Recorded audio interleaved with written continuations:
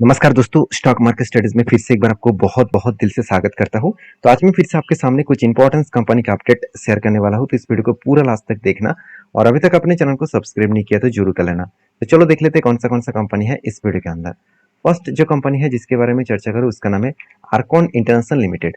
तो Arcon international limited basically एक ऐसे कंपनी है जिसके ऊपर जो ग्रोथ है वो धीरे धीरे करके ऊपर जाने का कोशिश कर रहा है। क्यों? क्योंकि आर्कॉन इंटरनेशनल लिमिटेड जो है वो सिर्फ रेलवे सेक्टर के ऊपर नहीं, इंफ्रास्ट्रक्चर के ऊपर भी काम करते हैं। एक बार मैं आपको इसका सेक्टर के हिसाब से बात करूं, आप देख सकते हैं कंपनी रेलवे सेक्टर के ऊपर एंड हाईवे के ऊपर काम करते हैं। तो बेसिकली कंपनी की जो बिजनेस है वो किस तरीके से फैला के रखा है, और कंपनी के सबसे पहले कैपेक्स में दिखाऊंगा कंपनी इस बार कितना कैपेक्स को इंक्रीज किया।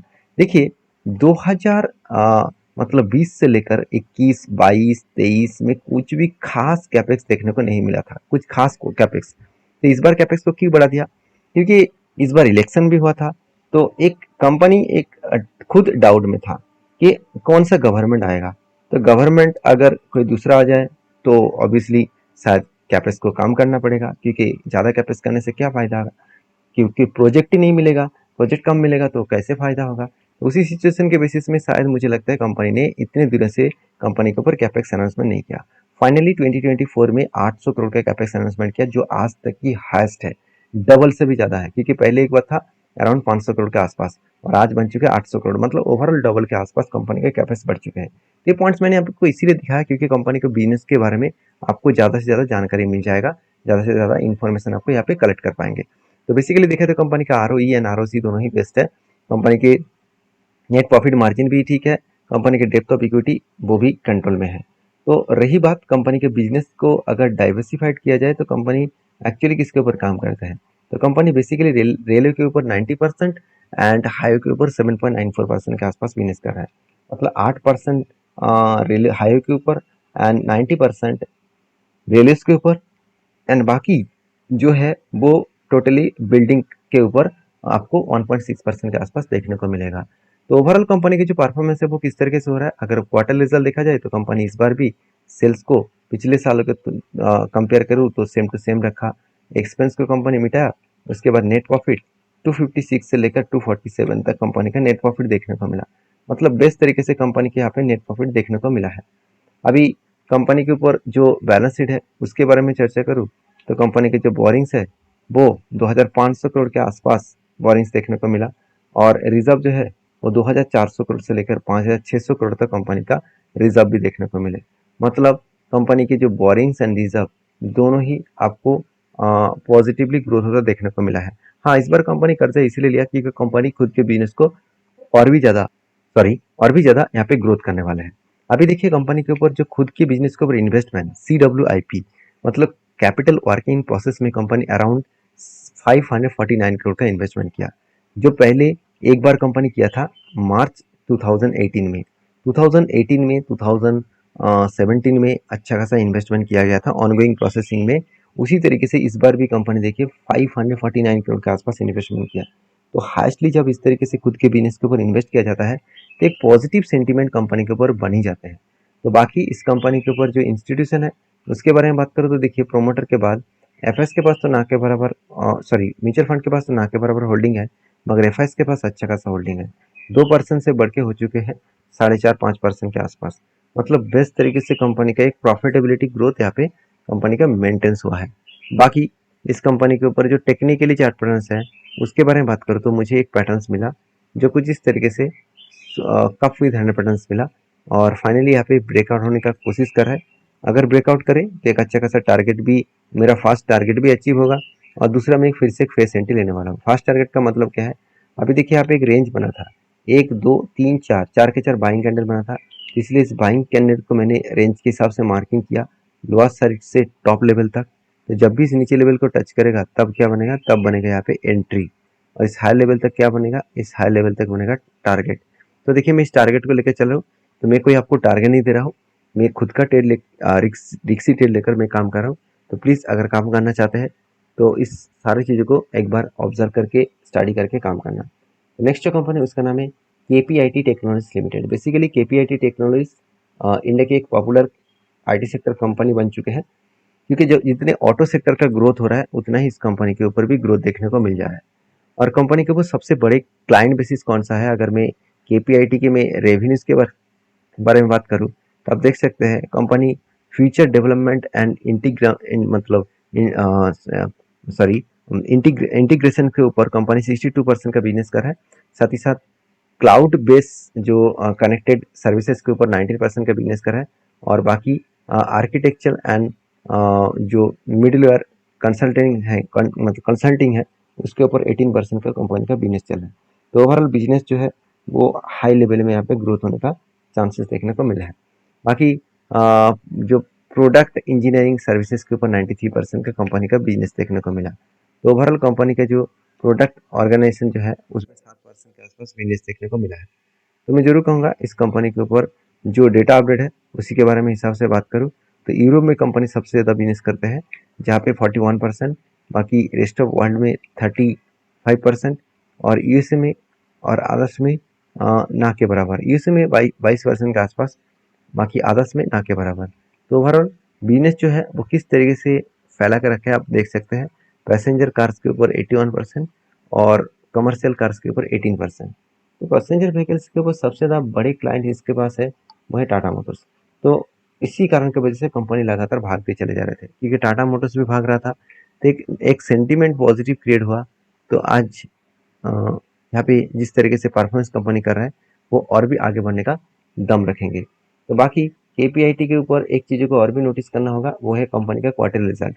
मैं रिजल्ट आपको इसीलिए बार बार दिखाता हूँ, मैं जानता हूँ मार्केट में एक वीडियो देख देख कर आप शायद पक चुके होंगे, मगर एक चीज़ मैं आपको बता दूँ, यही यही सारे डेटा को चेक करके ही मैं काम करता हूँ और आपके सामने प्रूव भी करता हूँ कि हाँ मैंने जो ट्रेड लिया उसका टारगेट हुआ कि नहीं हुआ। देखिए मैं प्रूव करता हूँ, इसका मतलब है मेरा जो ट्रेड है वो मैं आपके साथ शेयर करता हूँ। आप कहेंगे सर आपका जो ट्रेड का प्रूफ है वो एक बार स्क्रीनशॉट जरूर भेजना।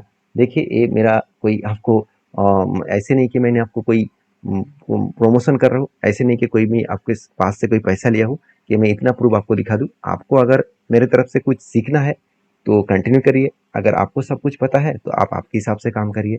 जो लोग सीखने के लिए आए हैं तो जरूर कंटिन्यू करिए क्योंकि मैं हमेशा आपको सिखाता रहूँगा। जिस तरीके से जिस सिचुएशन के बेसिस में मैं ट्रेड लेता हूँ वो मैं आपके साथ शेयर करता रहूँगा। तो देखिए सेल्स का आंकड़े के बारे में बात करूँ तो 1000 से लेकर 1300 करोड़ के आसपास कंपनी का सेल्स दिखे। एक्सपेंस को मिटाने के बाद कंपनी का नेट प्रॉफिट भी देखिए हाईएस्टली देखने को मिला। ये चीज़ मैं बार बार इसीलिए दिखाता हूँ क्योंकि देखिए बहुत सारे कंपनीज के ऊपर जब हम लोग रिसर्च करते हैं ना तो हम लोग भूल जाते हैं तो एक्चुअली पहले जिस कंपनी के ऊपर ट्रेड लिया था उसका आज हालत क्या है। मान के चलिए मैंने कुछ इस क्वार्टर के बेसिस में ट्रेड लिया तो आज भी देखा है तो कंपनी का हालत खराब है, तो मैंने रिसर्च नहीं किया कि एक्चुअली हालत क्यों खराब हो रहा है। इस चीज़ों को पहले समझना पड़ेगा। तो बाकी केपीआई टेक के ऊपर जब एक रेंज बना है उस रेंज को जब ब्रेकआउट करेगा तो मैं यहाँ पे एक पॉजिटिव एंट्री फिर से लेने वाला हूँ क्योंकि दो तरीके से ट्रेड रेंज बन सकते हैं। एक बड़ा सा कप बन सकते हैं उसके बाद हैंडल बन सकते हैं, नहीं तो एक रेंज बेसिस में कंपनी के ऊपर एक एंट्री बनेगा तो उस बेसिस में मैं टारगेट लेने वाला हूँ। तो बाकी आपके क्या ओपिनियन है जरूर मुझे कमेंट्स करना। नेक्स्ट जो कंपनी उसका नाम है एलटीआई माइंट्री। तो बेसिकली एलटीआई माइंट्री एल&टी ग्रुप की कंपनी है और एलटीआई और माइंट्री को दोनों को जब एक साथ जुड़ा गया 2023 में उसके बाद कंपनी के ऊपर एक बिग फॉल हुआ था। क्योंकि मैं पहले ही बोल चुका हूँ कि इस कंपनी के ऊपर एक डेटा मैं आपके साथ शेयर किया हूँ क्योंकि कंपनी के ऊपर जो एलटी माइंट्री के ऊपर एक गुड पॉइंट्स है। जो पॉइंट्स क्या है कि एल&टी ग्रुप की कंपनी है, दूसरी वीकनेस पॉइंट यही था कि दोनों कंपनी के एक साथ जब मार्च किया गया लोगों का यही थिंकिंग था कि कंपनी मार्च हो रहा है तो रॉकेट बनेगा। ऐसे बिल्कुल मत करिए क्योंकि जब मार्च हुआ था तब भी मैंने आपको वीडियो बना के आपको बताया था कि ये सब कंपनी खुद के बिजनेस को मतलब एक्सपेंस को कम करके प्रॉफिट को ज़्यादा दिखाने के लिए इस तरीके से काम करते हैं। देखिए मान के चलिए आपके दो दुकान है, एक दुकान में हर दिन 5000 के सेल होते हैं और दूसरी एक दुकान है सेम टू सेम प्रोडक्ट का जहाँ पे हर दिन 500 का सेल होता है, मतलब टोटल ओवर 500 का प्रॉफिट होता है और आपका फर्स्ट दुकान में 5000 का होता है। तो आप गाइड कौन सा दुकान में देंगे जहाँ पे ज़्यादा सेल हो रहा है, कि आप गाइड इस कंपनी को देंगे इस दुकान को देंगे जहाँ पे सेल्स कम हो रहा है। हाँ वहाँ पे भी गाइड देना चाहिए कि सेल्स क्यों कम हो रहा है, मगर दोनों का अगर एक साथ जुड़ा जाए तो आपको पता ही नहीं चलेगा कि कौन सा कंपनी कितना काम कर रहा है, किस तरीके से प्रॉफिट हो रहा है। तो चीज़ों को पहले समझिए। अगर बिजनेस में आपको पॉजिटिविटी दिखता है शायद कंपनी कितना भी करेक्शन हो आज नहीं तो कल वो वापस जुड़ जाएगा क्योंकि कंपनी का आरओसी आपको बेस्ट दिखेगा। कंपनी का पी रेशियो और इंडस्ट्रीज पी रेशियो दोनों दोनों ही सेम टू सेम है। डेप्थ एकदम ना के बराबर है, इनकम भी जबरदस्त देखने को मिला। प्रोमोटर के पास होल्डिंग्स भी अच्छा खासा है 68% के आसपास। तो ओवरऑल कंपनी की जो परफॉर्मेंस है कुछ इस तरीके से देखने को मिले, जो परफॉर्मेंस के हिसाब से कंपनी के ऊपर एक अच्छा खासा ग्रोथ होने का चांसेस देखने को मिल सकता है। कंपनी के क्वार्टर रिजल्ट के बारे में बात करूँ, कंपनी के सेल्स के आंकड़े के बारे में बात करूँ तो 3,200 करोड़ से 4,300 बना, 8,600 बना और 8,800 बना। मतलब कंपनी के सेल्स का जो आंकड़ा है वो लगातार पॉजिटिविटी होता चला गया। और एक्सपेंस को कंपनी मिटाने के बाद कंपनी का नेट प्रॉफिट, वो भी देखा जाए तो कंपनी का नेट प्रॉफिट 546 करोड़ से 638 के आसपास, 1114 के आसपास, अभी 1100 के आसपास। मतलब हर क्वार्टर में कंपनी खुद को धीरे धीरे करके बड़ा करते चले जा रहे हैं। तो इस बेसिस में कंपनी के जो बिजनेस है वो बहुत स्ट्रॉन्ग मतलब ग्रोथ होने का चांसेस बढ़ जाते हैं। तो हाँ, मैं आईटी सेक्टर के ऊपर बुलिश हूँ। आज आईटी सेक्टर की हालत खराब हुआ है, इसके लिए मैं कोई ब्लेम नहीं करूँगा कि आईटी सेक्टर बेकार है। ठीक, आईटी सेक्टर ऐसे कंपनी ऐसे एक सेक्टर है जो हमेशा अच्छा खासा रिटर्न दे के रखा है। तो इस कंपनी के वो 2 पॉइंट्स आपके साथ शेयर करूँगा। पहले एक अपडेट है जो LTI-Mindtree की तरफ से आया। LTI-Mindtree का जो चेयरमैन है वो स्टेप डाउन, मतलब उन्होंने ये बताया कि उन्होंने इस रिजाइन करने वाला है। आप देख सकते हैं उनके जो चेयरमैन है AM जो नाइक है, उन्होंने स्टॉप डाउन एंड वीकेंड जो according to the same day India's bullish filing. मतलब एक्चुअली देखिए, मैनेजमेंट यहाँ पे रिजाइन किया है, इसका मतलब ये नहीं कि कंपनी बहुत बुरी तरीके से खराब हो जाएगा, क्योंकि कंपनी के ऊपर मैनेजमेंट चेंज होना ऑब्वियसली एक वीकनेस पॉइंट है। फिर भी देखिए, मैनेजमेंट चेंज हो रहा है तो कभी कभी मैनेजमेंट को तो फाइनली छोड़ना ही पड़ता है, क्योंकि उसका एज हो जाता है तो उसको फाइनली रिजाइन देना ही पड़ता है। तो ये देखना है कि कंपनी ने उसको छुड़वाने के लिए काम कर रहा है कि कंपनी के ऊपर वो ठीक ठाक काम नहीं कर रहे थे इसके लिए उसको बाहर कर रहा है, वो देखना जरूरी है। अगर वो नेगेटिव पॉइंट होता तो मार्केट के ऊपर एक अच्छा खासा LTI के ऊपर बिग क्रैश देखने को मिल जाते।